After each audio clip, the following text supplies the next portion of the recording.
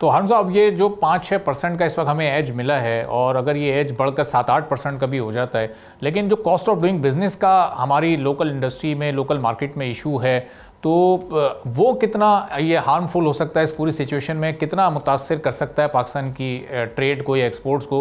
क्योंकि इस 5-6-7-8% के एज के साथ भी दीगर ममालिक में चूँकि कॉस्ट ऑफ डूइंग बिजनेस बड़ा कम है, वहाँ पर चूँकि एनर्जी प्राइसेस बड़ी अंडर कंट्रोल हैं, तो वो इसके साथ भी कम्पीट कर सकते हैं पाकिस्तान के साथ। देखिए, यही तो मैं कह रहा हूं कि इसके ऊपर बड़ा डिटेल्ड एक क्विक 1 माह के अंदर अंदर काम करने की जरूरत है कि within our ground realities हमारी कौन सी ऐसी टेक्सटाइल की या लाइट इंजीनियरिंग की कैसी प्रोडक्ट्स हैं जो एक्सपोर्ट की जा सकती हैं despite the 19% tariff, despite high energy cost. देखिए, हमारे पास लेबर कॉस्ट का एडवांटेज अभी भी हिंदुस्तान और वियतनाम से बहुत ज्यादा है, तो वो ऑफसेट करता है इन चीजों को।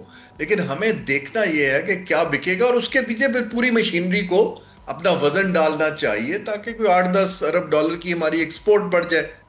दूसरा ये है कि अमेरिका एक बड़ा इंटरेस्टिंग बात कर रहा है, ये जो वो रूस की थ्रेट दे रहा है इंडिया को कि भाई तुम चीजें मेरे से खरीदो, रशिया से नहीं खरीदो। अब सवाल ये, इंडिया ने बाय द वे आज एक उसकी रिबटल दिया है उनकी फॉरेन मिनिस्ट्री ने। उसके अंदर वो ये कह रहे हैं कि अगर हमें कहीं से सस्ती चीज मिलती है तो या तो उसकी प्राइस को आप मैच कीजिए, अगर नहीं कर रहे तो खाली हम अपनी चीजें आपके मुल्क में बेच रहे हैं, आप हमें रोकिए नहीं। लेकिन अब ये क्या शेप लेता है फ्यूचर में, क्योंकि डोनाल्ड ट्रंप तो उसका सियासी आर्गुमेंट दे रहे हैं कि रशिया यूक्रेन पे अटैक कर रहा है, इंडिया हमारे पास चीजें बेचता है, हमारी खरीदता नहीं है, तीसरे मुल्क से ले रहा है। तो ये एक बड़ा कंटिन्यूस प्रेशर टैक्टिक्स वो यूज कर रहे हैं।